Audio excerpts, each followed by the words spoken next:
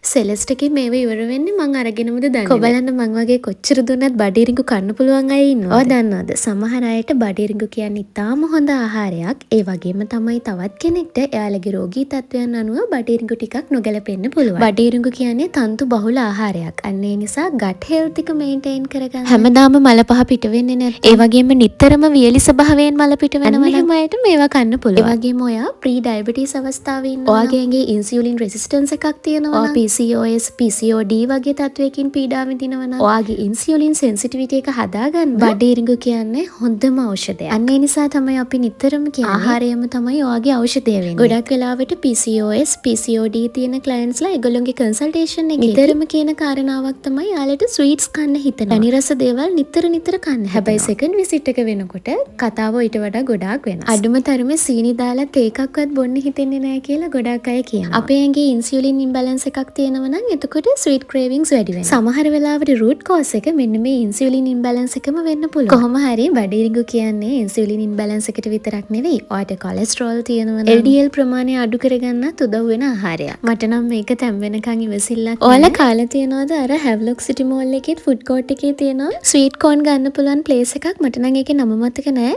හැබැයි යාලා ගාවත් එක රෙසිපීස් තියෙනවා මාරම රසයි. හැබැයි ස්වීට් කෝන් එකත් එක ගත්තාම නම් මේ දෙකේ වෙනසක් තියෙනවා. ඒ වුණාට ඉතින් කන්න පුළුවන්. ඔය දන්නවද සමහර රෝගී තත්ත්වයන් වලදී අපිට බඩිරිඟු කන්න හොඳ නැහැ. කවුරු හරි කෙනෙක්ට බ්ලොටින් තත්ත්වයක් එක්ක IBS තියෙනවා නම් අන්න එහෙම අයට බඩිරිඟු කන්න හොඳ නැහැ. මොකද එහෙම වුණොත් එයාලගේ බ්ලොටින් තත්ත්වය වැඩි වෙන්න පුළුවන්, ක්‍රෑම්ප්ස් එන්න පුළුවන්. ඒ වගේම සිවියර් ગેස්ට්‍රයිටිස් තත්ත්වයක් තියෙනවා නම් ඒගොල්ලෝගේ අමාශය ඇතුලේ අල්සර්ස් තුවාල වර්ධනය වෙලා තියෙනවා නම් අන්න එහෙම කෙනෙක්ටත් මේව කන්න අපහසුයි. ඒ වගේම ඇක්ටිව් ඩයරියා තත්ත්වයකදීත් බඩිරිඟු සුදුසු වෙන්නේ නැහැ. ඒ විතරක් නෙවෙයි සමහර අයට කෝන් ඇලර්ජි. ඒක හරිම රෙයා කන්ඩිෂන් එකක්. කලාතුරකින් කෙනෙක්ට රෑෂ් එන්න, එතකොට ඉදිමෙන්න, ඒ වගේම ඩයිජෙස්ටිව් සිම්ප්ටම්ස් එන්න, මේ වගේ දේවල් උනත් වෙන්න පුළුවන්. අන්න එහෙම අයත් බඩිරිඟු කන්න එපා. තව දෙයක් ඔයා දන්නවද? නිතරම ස්ක්‍රීන් එකක් දිහා බලාගෙන ඉන්න ස්ක්‍රීන් ටයිම් එක ගොඩාක් වැඩි කෙනෙක්ට බඩිරිඟු කියන්නේ හොඳම ආහාරයක්. ඒ ඇයි කියලා ඊළඟ වීඩියෝ එකකින් කියලා දෙන්නම්. ඒක දැනගන්න ඕනේ. yes කියලා කමෙන්ට් එකක් දාන්න.